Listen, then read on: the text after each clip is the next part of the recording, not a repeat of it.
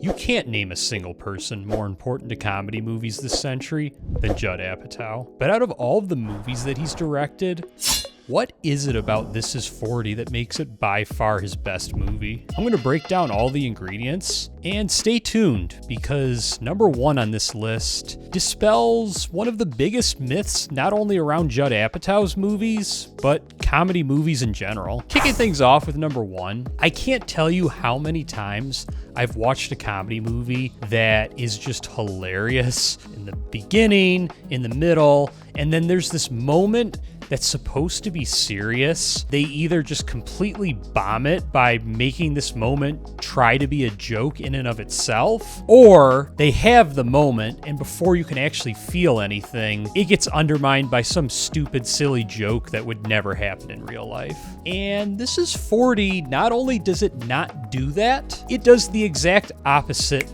masterfully. This movie has the perfect blend of comedy to drama. I would say this movie is about 90% comedy, 10% drama. As far as comedy movies go, I think 80-20, 95-5, 90-10 in terms of comedy to drama all work really well. But you need really serious, heartfelt moments in these movies. Otherwise, the movie's just not going to connect and land the way it optimally could. You get into the situation where you just don't actually care about any of the characters or their relationships. But when there's something that needs to be serious in this movie, it 100% is. And Judd really shows growth and maturity as a filmmaker in this exact aspect of things. The movie is very serious at its core about the complexities of aging, a struggling marriage and family life, relationships with your parents, or maybe even parents that aren't even in your life. The best example that comes to mind is the character Leslie Mann plays in this movie. Her father walked out on the family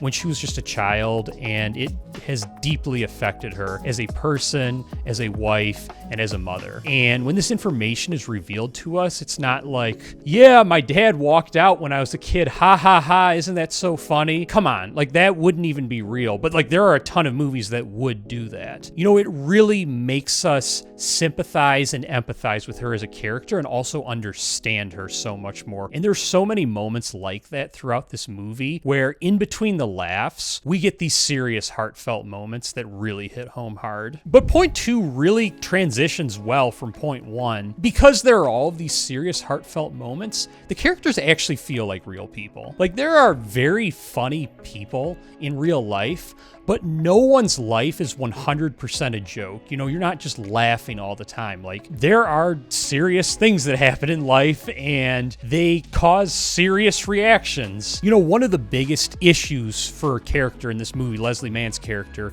is just how she struggles with aging. And I think everyone can relate to this, whether you can now or whether you will later in life. Aging is not fun. There are various ways that this troubles her. We see that she lies about her age at the doctor's office because she doesn't want them to know how old she is. She doesn't even want to know how old she is. She struggles with, am I even attractive anymore? And if I am, I'm not the same beauty that I was 20 years ago. She's appalled and hurt to learn that her husband uses Viagra when he has sex with her. These things are all things that we can feel. We all have complicated relationships with our family. No one has a 100% safe and sound, perfect, ideal relationship with their family. Most people have some sort of a complicated relationship with their parents, if they have a relationship with their parents at all. And all of these things are beautifully displayed on screen. We really believe Paul Rudd and Leslie Mann's characters' marriage and family relationship to be real. It's not ideal and it's not over the top, fake in a negative way as well. Everything about them feels real and everything about the world about them feels real, that this movie is so universal and anyone can connect with it deeply. But we've been a bit serious about a comedy movie with the first two reasons, so let's get into the comedy with reason number three. This is Judd Apatow's best movie comedically as well. Paul Rudd and Leslie Mann are his funniest comedic duo. I don't think she's wearing underwear. What? It's all dark up there. Why are you looking? Well, I didn't mean to look. It was like I said, hey, whoa. There it was. Well, maybe she's wearing dark underwear. Maybe she has underwear that has a picture of a vagina painted on it. Stop looking. And he's had some damn good comedic ensembles in his movies. I mean, in The 40-Year-Old Virgin, we have Steve Carell, Paul Rudd, Seth Rogen, Romany Malco, Jane Lynch, and they're great. You know, funny people. We have Adam Sandler and Leslie Mann. They're outstanding together. I was watching Knocked Up before I watched This Is 40 again. You know, I had seen both multiple times, but I did a double feature when I was looking to study Apatow a bit deeper. And when I was watching Knocked Up, of course, we have Seth Rogen and Katherine Heigl, the main couple in the movie. Paul Rudd and Leslie Mann Leslie Mann's the sister of Katherine Heigl. Paul Rudd's her brother-in-law. And we look at their marriage, and he's like, the whole time, every time they're on screen, I'm like, they are just so much funnier as characters that I wish this movie was about them. You know, I got my wish. I mean, This Is 40. I mean, it even says on the poster, what is it? I'm looking over at the poster right now. It says, the sort of sequel to Knocked Up. Yeah, I mean, I don't know. These movies were made before I was even allowed to watch them, but I guess my wishes were answered. When they're on their A game, Leslie Mann and Paul Rudd are top 5, maybe even top 3 actor and actress from a comedic perspective. The fact that they were able to pull off the drama so well, awesome. But getting together this much comedic talent, yeah.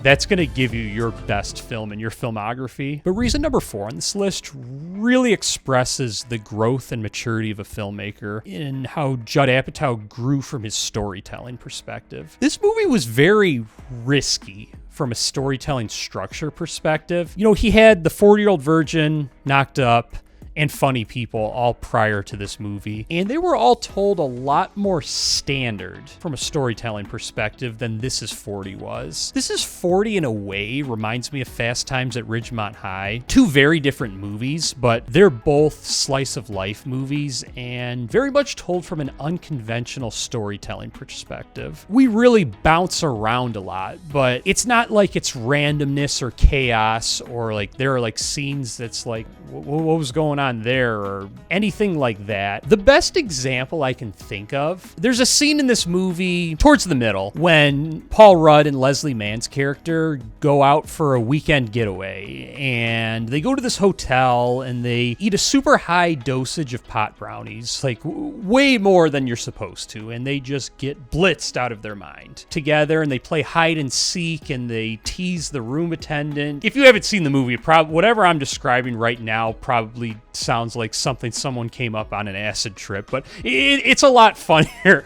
It was so funny the first time I watched it, I had to pause the movie because I was laughing so hard. I recommended this movie to a production assistant on my most recent film, Hometown Summer, and she watched it right away, which was surprising and awesome. How often does someone just watch a movie you recommended just like that? So this is over a year ago now, and I'm talking to her about it, and I'm saying, I don't know why that scene was in the movie, but that was always my favorite scene. It was so funny. Just every time, laugh out loud, hilarious. And she was like, yeah, that scene was really funny, and I don't know why it was in there either. And I said, yeah, I don't know how Judd Apatow got away with that scene. Like, it doesn't really do anything. It's just like comedy porn. But I tell all of this story to say that I was wrong. I was dead wrong. This scene, not only does it serve a purpose, it's straight up one of the most important scenes in the whole movie. Because up to this point, we see Paul Rudd and Leslie Mann's character's marriage, and it is just miserable. Their relationship with their kids is terrible. So what this scene does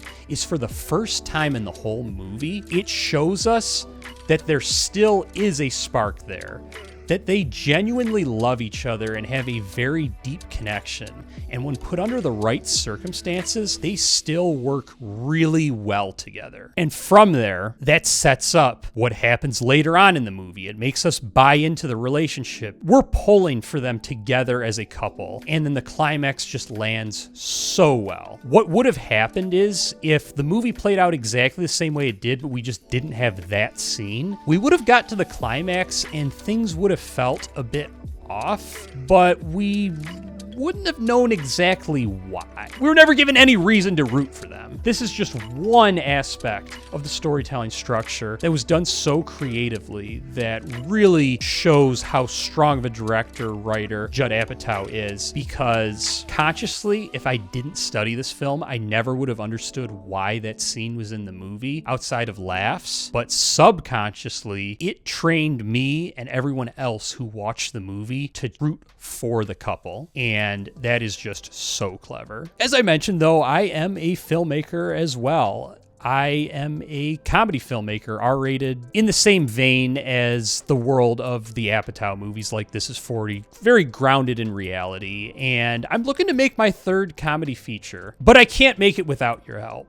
I self-funded my first 2 comedy features, but now I'm looking to take the filmmaking to the next level and make sure that we have enough days to shoot and to hire the optimal cast and crew to make sure the film's vision is fully realized. So that's why I launched my crowdfunding campaign last week. The movie's called Pleasure List, and it follows a 20s man on the autism spectrum who hires a degenerate aspiring actor to help him knock off all of the items on his bucket list, and his bucket list is full of items that would be considered normal life experiences to most people. It's an R-rated raunchy comedy, but one that is deeply personal and one that is full of heart that I hope to really hit home with people. I'm going to be including the crowdfunding link in the description and in the pinned comment below, and seriously, it would just mean so much to me if you contributed to the campaign if you're able to.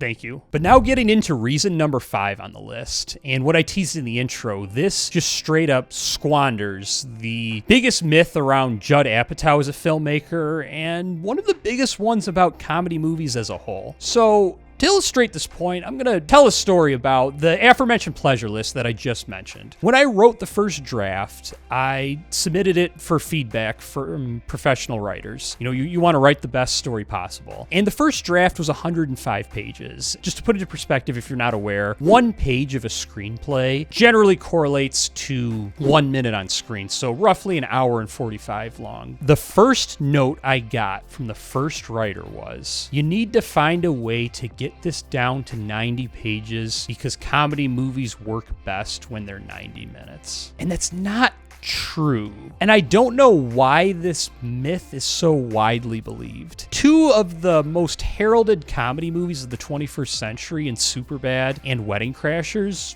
both of those movies have 2-hour-long runtimes. We definitely see that that's just not the case. But tying this to Apatow, his third movie, This Is 40 was his 4th movie. His 3rd movie was Funny People, a movie I really enjoyed. I would say it's my 2nd favorite Apatow film. I can't tell you how many times I've had this conversation, though, and it seems to come up more often than not. In fact, I say more often than not. I genuinely think this comes up every time. I don't know if it's ever not come up when I've mentioned Funny People to someone. And people always say something along the lines of, I enjoyed it, but the movie was way too long. But that's not the issue. Funny People is slightly longer than This Is 40, and what happens in the movie, and I want to clarify, Judd Apatow is a million times better than I am as a writer and a director. I have nothing but admiration for the guy as a filmmaker. I am not shitting on the guy whatsoever. I have made so many mistakes as a filmmaker, it's not even funny. But I'm just coming at this just from an analytical perspective. The issue with Funny People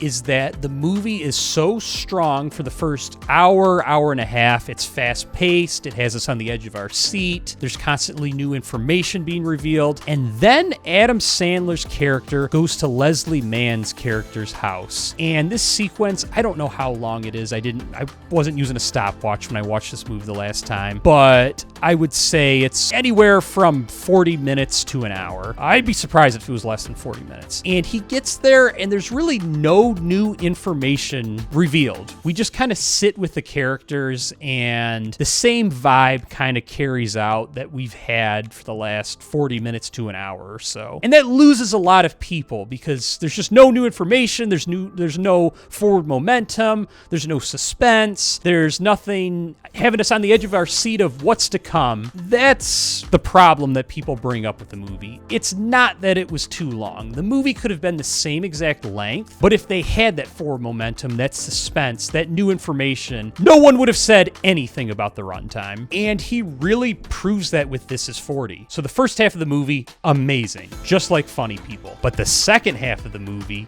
is even better than the first half. That's because the first half of the movie just sets up so well all of the chaos that ensues in the second half. You know, some of the best moments in the movie that keep us on the edge of our seat and re-engage us happen in the second half of the movie. We instead actually meet Leslie Mann's father, and it's like, oh shit, what's gonna happen? He meets his grandkids for the first time, like, okay, this is new. Paul Rudd, the family depends on a record deal going through. It fails. And it's like, how is he going to explain this to his family? They're going to have to sell their house. What's going to happen? And then lastly, Leslie Mann finds out she accidentally got pregnant. And that's just a whole nother world of oh shit. And all of that comes together and gives us Judd Apatow's best film. And if you love This Is 40, you're going to want to check out my top 10 comedy movies of all time.